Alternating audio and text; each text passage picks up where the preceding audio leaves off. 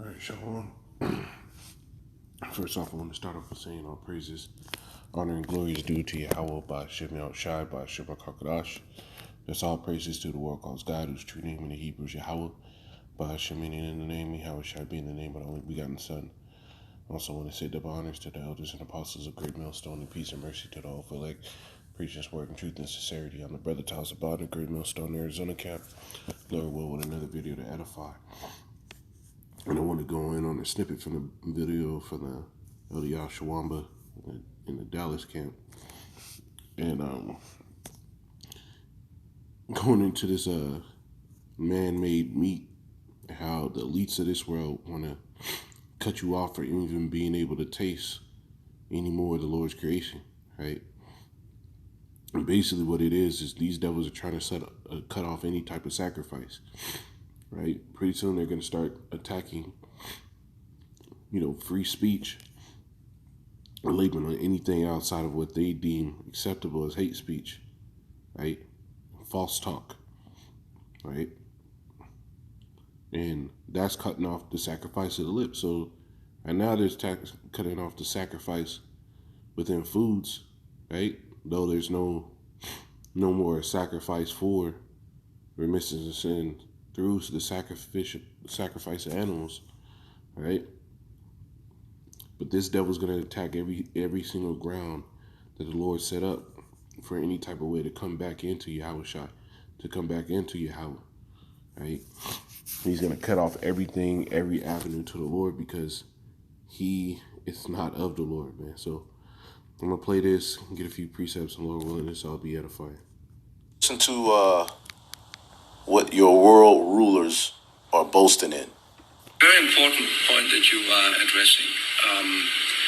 My daughter, 24, inspired me and said that how can you advocate for these zero carbon value chains if you still eat meat?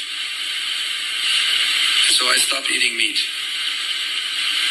Now the math would say, well, you need to stop eating meat 11 years to compensate for a flight to Thailand. Yes, but if... So if he had to stop eating meat for 11 years to compensate for a flight to Thailand, how did this devil justify going to the World Economic Forum? Right? When you really go into it, these devils got more to pay than the average person to sit here and be zero emissions. But what, they escape out of judgment because that's how they try to write it. They're above, they try to put themselves above judgment, right? And the Lord is going to disappoint them, but let me let it play. A billion people stop eating meat. I tell you, it has a big impact. Not only does it have a big impact on the current food system, but it will also inspire innovation of food systems.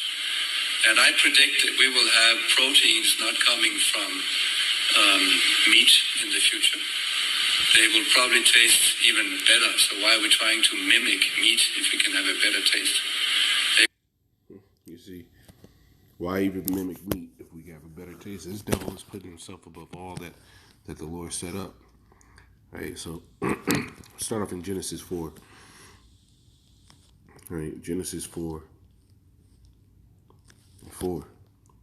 Right, and Abel, he also brought of the firstlings of his flock and of the fat thereof.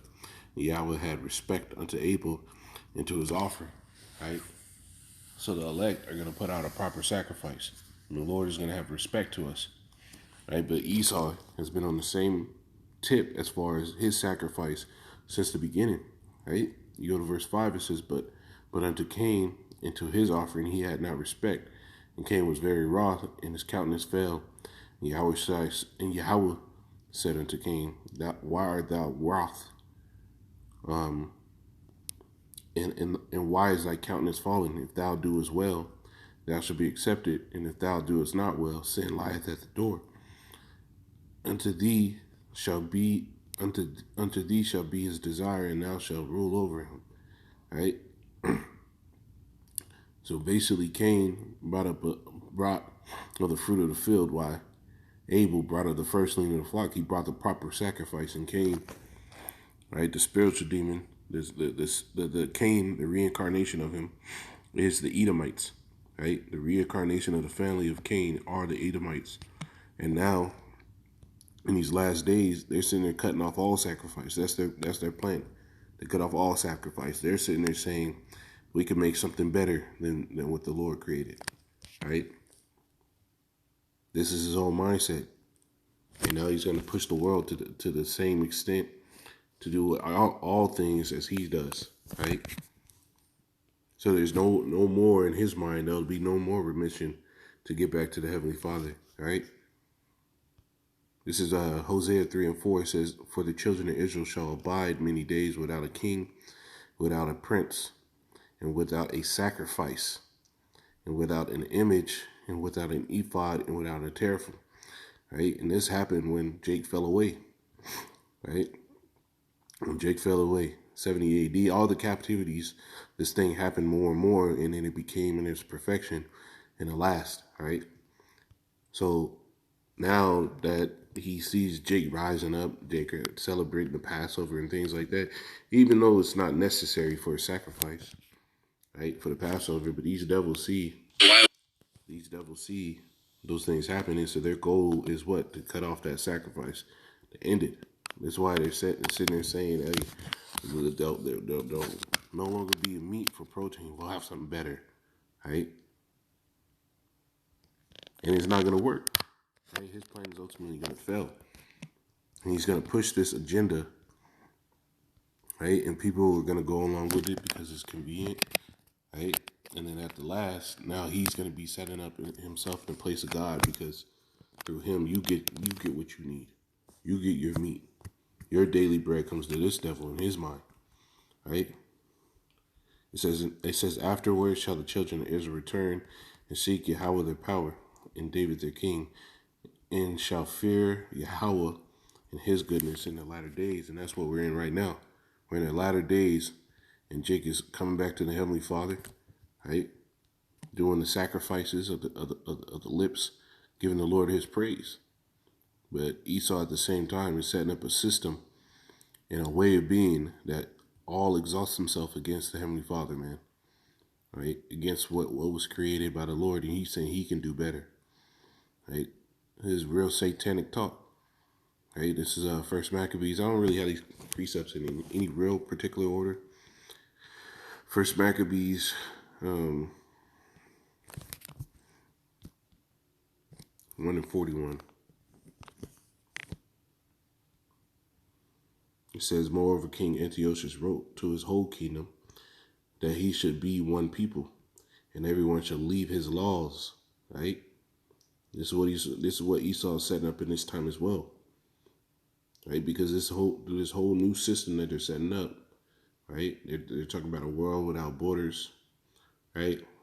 The human race. They're still saying that we're all in this together, but these are the same devils that are sitting there using way more than the average person. How is that possible? It says, and everyone should leave his laws. So all the heathen agreed according to the commandment of the king. Right? Yeah, many also of the Israelites consented unto his religion and sacrificed unto idols. Right? When you go into the sacrifice, you got to prepare what the Lord set up. The Lord what? The Lord said, bring him a lamb without blemish. Well, this devil's making all his lambs and the blemishes within their creation. Right? It's no longer going to be in his mind. There's no longer any blood needed to be shed for his sacrifice. Right? This is wild, man. This is what this devil's setting up. It says, and profane the Sabbath, for the king had sent letters by messenger unto Jerusalem and the cities of Judah that they should follow the strange laws of the land. And this is what they're doing, man. They're cutting out the sacrifice. They're setting up all new laws of the land.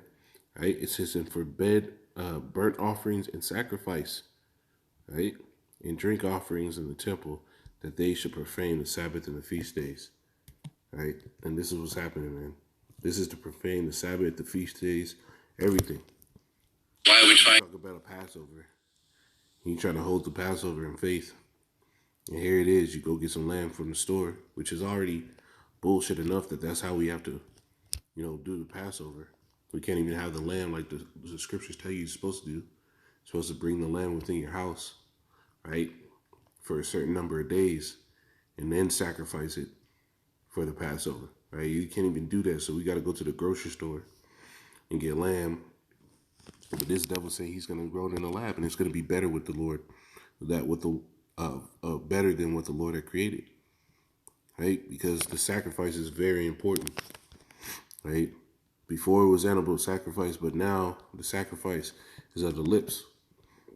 The sacrifice is you, because it said that you make your bodies a living sacrifice, man. And the Lord is really dealing with those that were of the covenant of that sacrifice. This is Psalms 50. And 5, it says, gather my saints together unto me, those that have made a covenant with me by sacrifice and by cutting off, right, that Why are we trying? of the animals, by him making his own within labs. This is a form of him trying to cut off that sacrifice, cut off that covenant, right? This devil is very crafty, man. He's very, very crafty, right? More subtle than any beast of the field. But he's putting himself up in that seat, trying to make himself a god and above all that the Lord had created, man. This is 2 Thessalonians 2:4. It says, started 3. It says, let no man deceive you by any means, for that day shall not come except there come a falling away first, talking about 70 AD. And that no man, it says, and that man of sin be revealed, right? Who's the man of sin? The man of sin be revealed, the son of perdition. Who's the son of destruction? Right? That sinful man in this earth, right? The wicked man in this earth is Esau, Edom, right? It says, who opposed it and exalted himself above all that is called the Most High. He said it himself. He said, why would we mimic? Why are we trying? Why would we try to mimic what is when we can make something better? Right? So that he, as the Most High, said to them, the temple of the Most High, showing himself that he is God. And this is what he's doing, man. He's trying to show himself that he is God. What he says goes. Right? This is Isaiah 36. Because ultimately, this is the push. Ultimately, this is the push to sit here and put himself up in a seat of authority, right? While simultaneously casting down the excellency of the Lord. This is what those that were of the Syrian Empire, when they were trying to talk stuff to Israel. This is Isaiah 36:13. It says, then Rabshakeh stood and cried with a loud voice in the Jews' language and said, hear ye the words that the king of Assyria, hear ye the words of the great king, the king of Assyria. Thus saith the king, let not Hezekiah deceive you, for he shall not be able to deliver you. And this is what they're saying. Right? Don't let the prophets deceive you, because what we're saying isn't going to affect this devil. That's what he's doing, right? Why are we trying to? He's sitting there telling you that I'm going to make this world better. He's used Noel Harari, right, to sit here and basically scoff and talk shit against the Lord. And now he's coming out with all his plans. It says, neither let Hezekiah make you trust in Yahweh, saying, Yahweh will surely deliver us. This city shall not be delivered into the hand of the king of Syria. And this is what he's saying. Right? He's saying this the next phase of existence, right? He's going to be the masters of the future.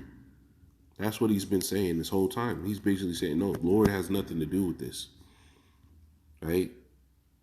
It says, hearken not to Hezekiah, for thus saith the king of Assyria, make an agreement with me by a present, and come out to me, and eat every one of his vine and every one of his fig tree, and drink ye every one the waters of his own cistern, until I come and take you away to a land like your own land, a land of corn and wine, a land of bread and vineyards. And this is what he's saying. He said he's going to make paradise. It's going to be more feasible for everybody to eat, right? He's trying to paint this whole next world order to be like this utopia, right? And really, when you really look at the policy, really look how they're doing things, it's going to be one of the most oppressive systems ever. It says, beware lest Hezekiah persuade you, saying, Yahweh will deliver us. And this is what they're doing, right? When we sat there and said, when the whole pandemic came out, when we sat there and said, hey, just trust in the Lord and refuse whatever this devil has to offer, he came right behind and tried to use these false pastors and prophets to sit here and promote the same shit, right? But no, we're telling you the Lord's going to deliver us. The Lord's the one that's going to provide us to eat, right? It says Yahweh will deliver us. It says, had any gods of the nations delivered his land out of the hand of the king of Syria? Where are the gods of Hamath and Arpad? Where are the gods of Sepharvim?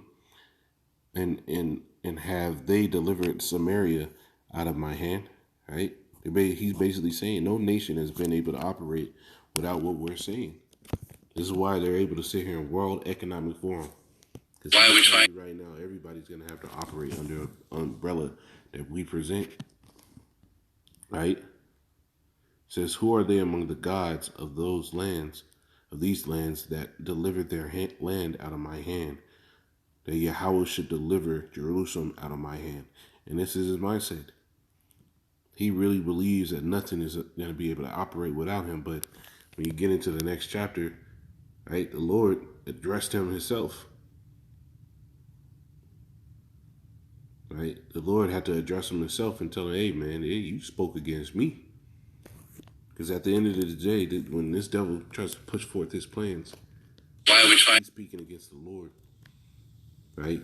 He who exists. Right? He who is.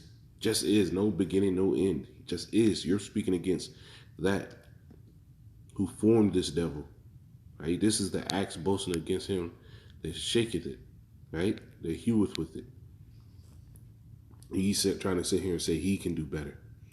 Well, we're in a time now where the Lord is going to disappoint these devils. Right? But just a little 2 cents on this conversation and this information that's coming out from these devils at this World Economic Forum. Lord willing us to edify them and say, call Allah, Yahweh Ba'Shem Yahushai Ba'Shem Crocodile Shalom.